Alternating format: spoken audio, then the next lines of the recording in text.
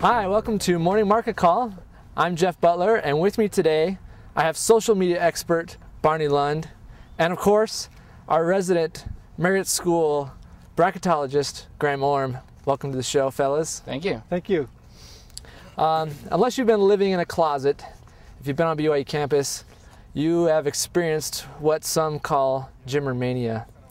Today we're going to explore the rise of Jimmer mania and what types of business involvement has helped lead to the rise of Jimmer's popularity here on campus and around the world, frankly. So Graham, paint us a picture of Jimmer mania. Great, well thanks Jeff. Well, Jimmer started getting notoriety first with his breakout game with 49 points against Arizona last year, and then with his double overtime win against Florida to go to the second round in the NCAA tournament last year as well. And then it started picking up even bigger when he started scoring 40-point games this season as well. Notably, his 47-point outing against Utah, and especially that half-court buzzer beater at halftime. Here we're going to break to a video that shows that clip. Awesome. So we've seen just how Jimmer is, like unto Superman in that how he performs on the court. When was it exactly that Jimmer mania began? Well, national attention was creeping up on Jimmer all through this season, especially with that Utah outing. But it hit its peak and it went to a full-blown mania after the SDSU game when he put up 43 points against the 4th-ranked team in the nation. Yeah. And it went crazy with people like the NBA's top scorer Kevin Durant tweeting that Jimmer was the best scorer in the world. Celebrities and personalities alike were tweeting and talking about Jimmer. It went crazy, even to the point where Michelle, a woman by the name of Michelle Peralta, here a BYU student, talked about how she wasn't approving of how we were idolizing Jimmer and how we're, as LDS people, those of the LDS faith aren't supposed to have idols.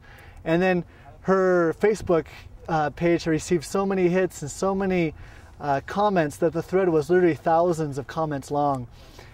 Comments such as, "Superman wears the Jimmer Fredette jersey to bed.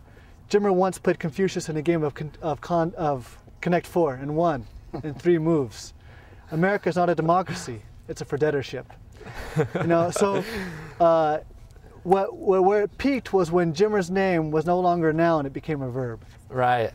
That's incredible. And I think part of what's maybe led to his rise in popularity is his name, and that it is very catchy and something that is easily adaptable into a lot of these euphemisms. That's right, Jeff, especially with the famous "you got Jimmered." And now I'm hearing on ESPN people talking about, "Oh, he got Jimmered," instead of posterized anymore. It's "he got Jimmered," and he's a verb, he's a vowel, he's crazy. It's nuts. That's awesome. So Barney, give us some light, shed some light for us on how social media has really played a crucial part in the rise of Jimmer mania. Yeah, well, it's kind of cool because you wouldn't have seen this 5-10 years ago without the rise of Facebook, Twitter, and some of the social networks that you see. But just in the middle of a game, you could check Twitter, and it's one of the worldwide trending topics. You're able to follow, like you said, Kevin Durant and other superstars who are paying attention to, this lowly BYU basketball player who's never gotten coverage before. Now all of a sudden is just in the limelight, and people can say in real time what they're saying about him. Not just basketball players. You've got famous rappers. Nelly. You've got former MVP Steve Nash calling him, the Hoosier boy or whatever. It's amazing how someone like Michelle Peralta, is that her name? Mm-hmm.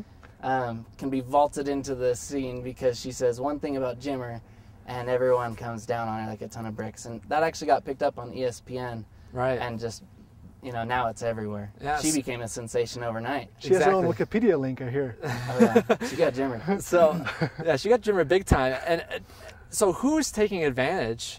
Obviously, BYU has been thrust into the spotlight, Jimmer himself, and any of those that have been involved. But who else is taking advantage of this phenomenon? Sure. It has been leveraged like crazy. Like you said, the peak of interest about Jimmer was the day after San Diego State lost to BYU. Number 4, went down. BYU apparel, BYU, basketball jerseys and everything at the bookstore here.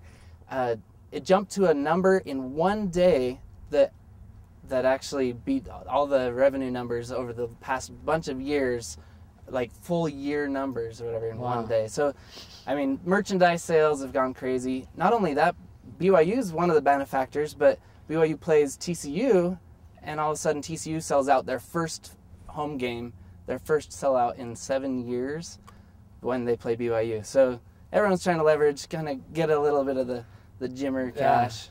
Yeah, everybody wants a piece of Jimmer, and frankly, I don't blame them.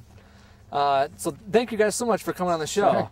shedding a little light for us and helping spread the Jimmer mania. And if I'm not mistaken, Graham, the truth is, I think we're part of Jimmer Mania. Isn't that right, Barney? That's right. You've I got wasn't your as prepared poster. as you were, but Well, we're all fans of the Jimmer. Come on the morning marking call. So this has been another riveting episode of Morning Market Call, and we look forward to seeing you next time. Morning Market Call is brought to you by the Marriott School of Management in cooperation with the Brigham Young University Department of Communications.